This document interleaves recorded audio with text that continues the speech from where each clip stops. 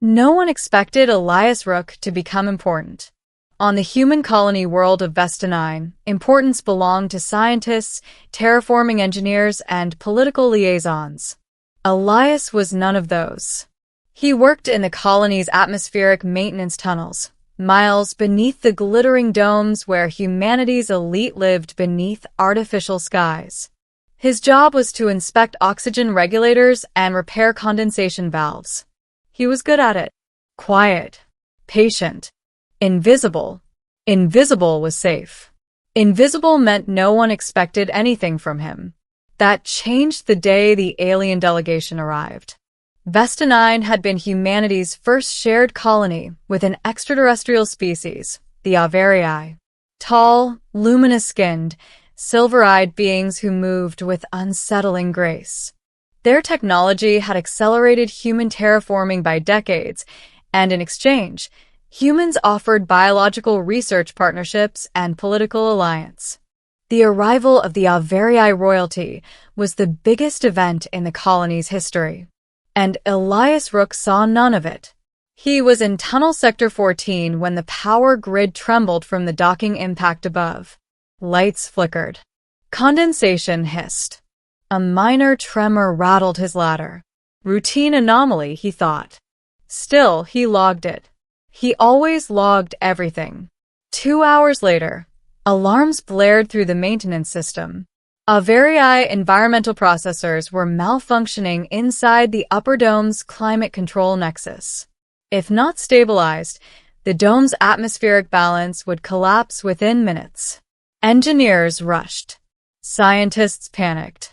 But the Rivalry processors were integrated with human systems in ways no one fully understood, except the person who had spent 5 years memorizing every airflow schematic beneath the colony. Elias climbed the ladders, crawled through service ducts, bypassed melted fuses with steady hands. He reached the nexus moments before total failure and manually resequenced oxygen dispersion through analog control wheels long forgotten by modern technicians. When the dome lights steadied again, cheers erupted overhead. Elias didn't hear them. He simply exhaled and wiped grease from his knuckles. He expected a supervisor's nod, maybe a thank you email. Instead, 2 hours later, armed guards escorted him to the diplomatic chamber. And waiting inside was an alien girl who changed his life. Middle, the mockery of the silver-eyed princess. She stood taller than any human, luminous, white-blue skin reflecting soft chamber lights. Her silver eyes gleamed with sharp curiosity. A crystalline circlet rested against her smooth brow. Princess Veilira of the Rivalry. Elias's knees almost failed him. Royalty. Alien royalty. And he smelled faintly of metal lubricant. A human diplomat gestured nervously. Princess Veilira wishes to thank the technician who prevented environmental catastrophe. Elias bowed awkwardly. Just doing my job.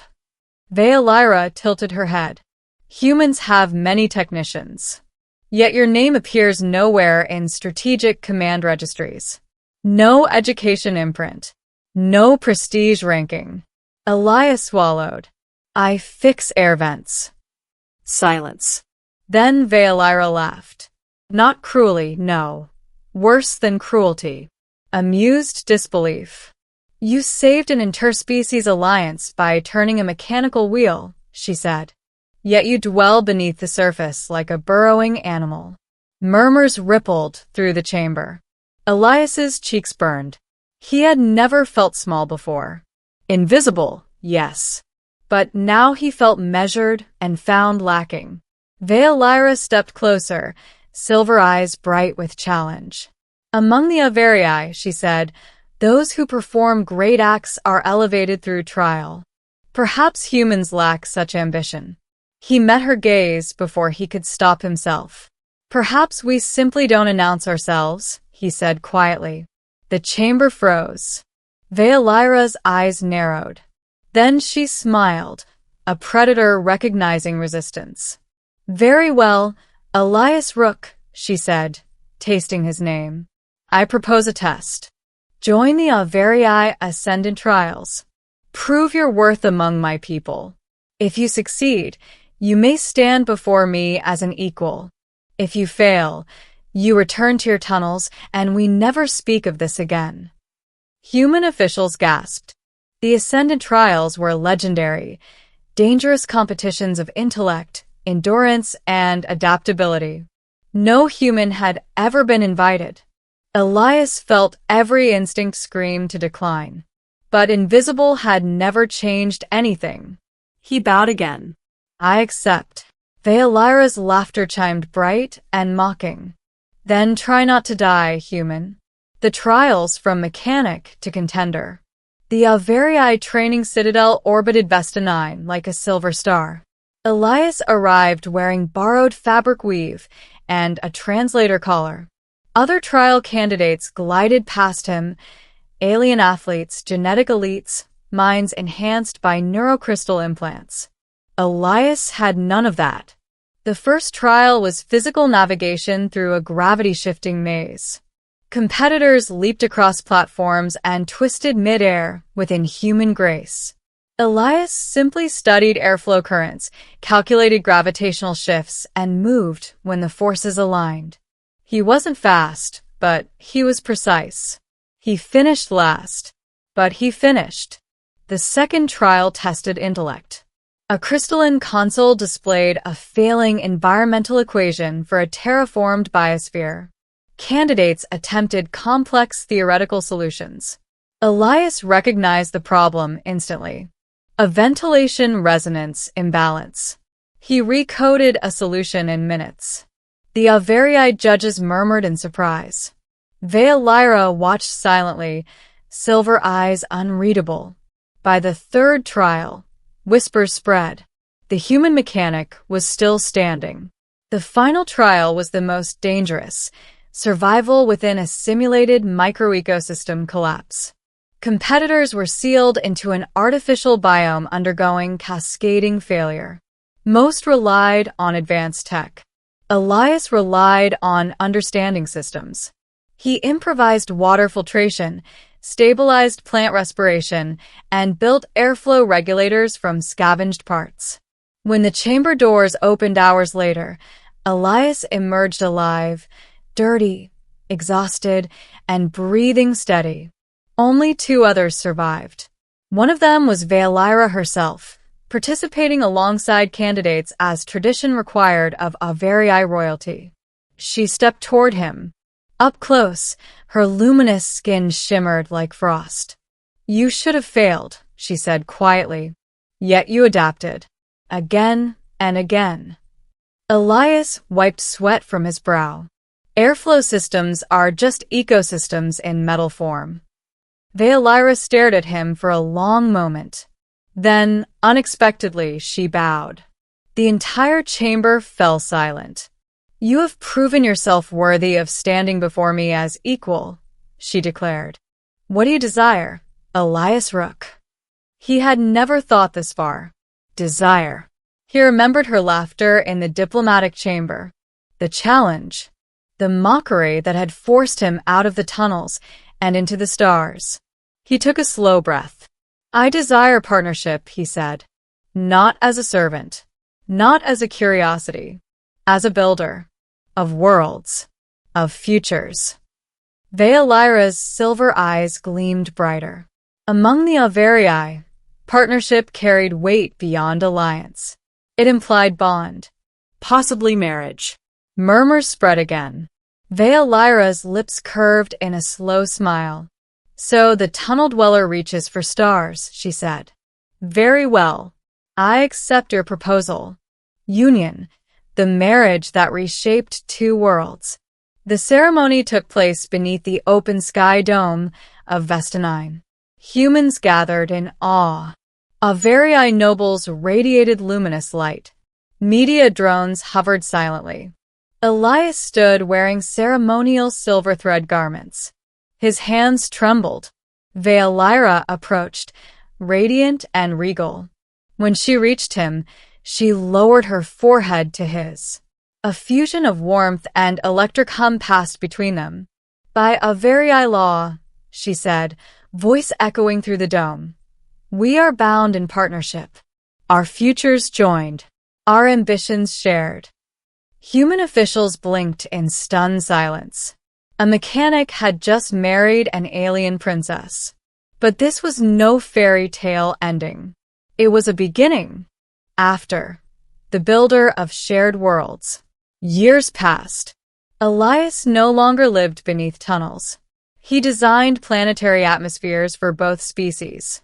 Human colonies grew stronger. Averii ecosystems adapted to new worlds. Together, Elias and Veolyra led joint terraforming initiatives across distant systems. But their greatest achievement wasn't technology. It was trust. Humans began to see Averii not as untouchable gods but partners. Averii began to respect humans not as fragile creatures but innovators who thrived through resilience. And sometimes, late at night, Veolyra would find Elias on a balcony overlooking alien stars. You know, she once said, leaning beside him, I mocked you because I expected you to break. Elias smiled.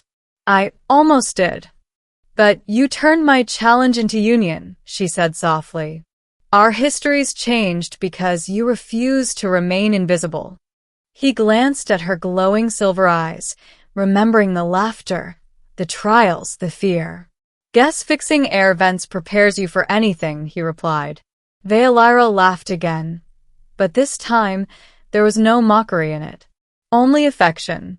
Ending from the tunnels to the stars.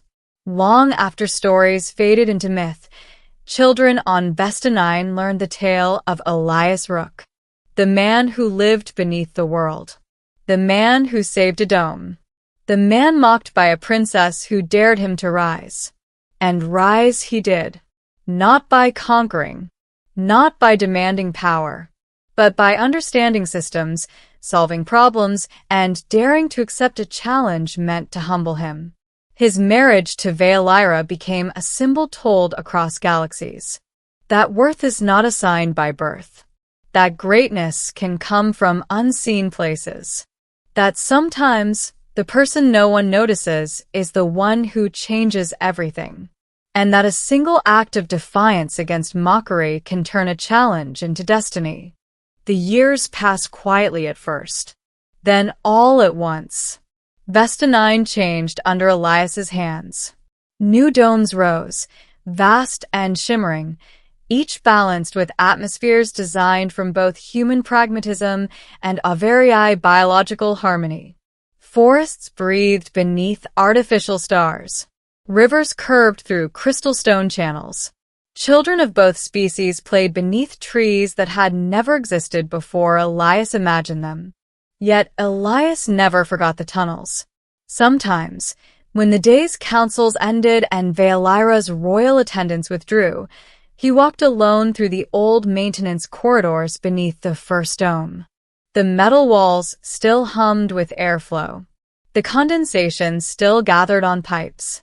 The regulators still turned with the same mechanical resistance he'd memorized long ago. This was where he had been invisible. This was where everything began. One night, Veolyra followed him. Her luminous form filled the narrow corridor with soft silver light. Elias turned, startled, wiping his hands on a cloth as though caught doing something forbidden.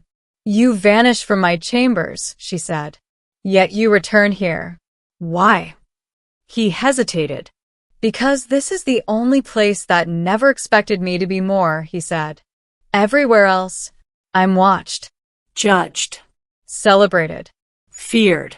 Here, I was just a man keeping people alive. Veolyra stepped closer. Her hand, warm, smooth, faintly humming, rested against the cold metal wall. You think I married a symbol, she said softly. A story for our people. A bridge between species. Elias looked away. Didn't you? She turned his face gently back toward hers. I married the man who stood before a princess and refused to bow his spirit, she said. The man who turned mockery into destiny. The man who still comes back to touch the walls that raised him. Silver eyes met human ones. No throne defines you, she whispered. No trial. No legend. Only your will.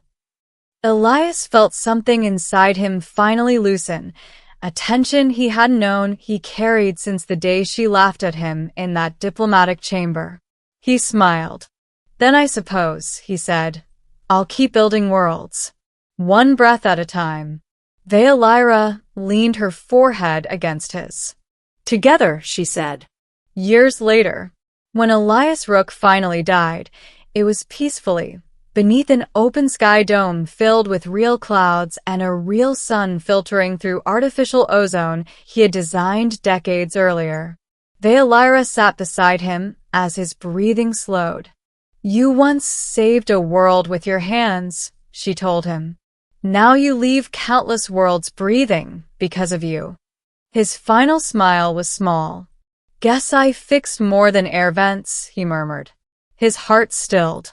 And for the first time in Averii history, a royal funeral was held with human rights. Workers from maintenance tunnels stood beside alien nobles. Children who had never known separate species held hands beneath glowing sky. Veolira stood before them all. The man you honor today, she declared, voice echoing through the dome, was mocked for his station, challenged for his insignificance. Yet he became the architect of our shared future. Let his story remind us, greatness does not announce itself.